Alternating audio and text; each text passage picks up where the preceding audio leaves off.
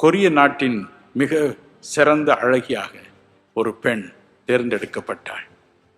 கோடிக்கணக்கான ரூபாய்கள் பரிசாக அவளுக்கு வழங்கப்பட்டன. ஆனால் ஒரு நாள் திடீரென்று அவள் மறைந்து போனாள். மாதங்கள் கடந்தன.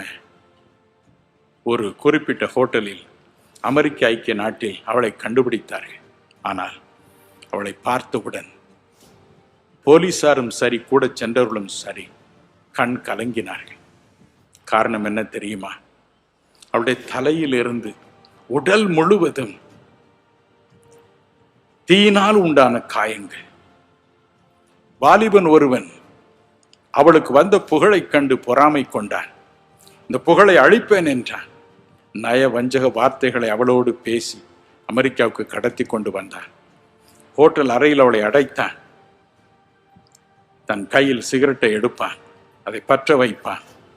அவளுடைய கைகள் கால்களை கட்டி வாயை கட்டிவிட்டு உடல் முழுவதும் சுடுவான்.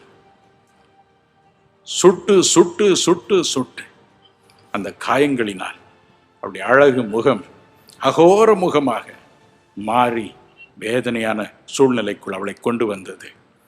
அது வரைக்கும் அவளை வேதனைப்படுத்தினான்.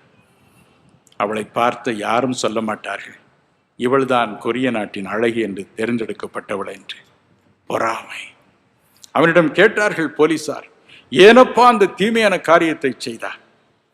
அவளுக்கு அந்த அழகு போட்டியில் வெற்றி வந்த பொழுது வந்த புகழ் எனக்குள் இந்த பொறாமையை உண்டு பண்ணியது. அதை அழிக்க வேண்டும் என்று நினைத்தேன், அழித்தேன் என்று சந்தோஷமாய் கூறினார்.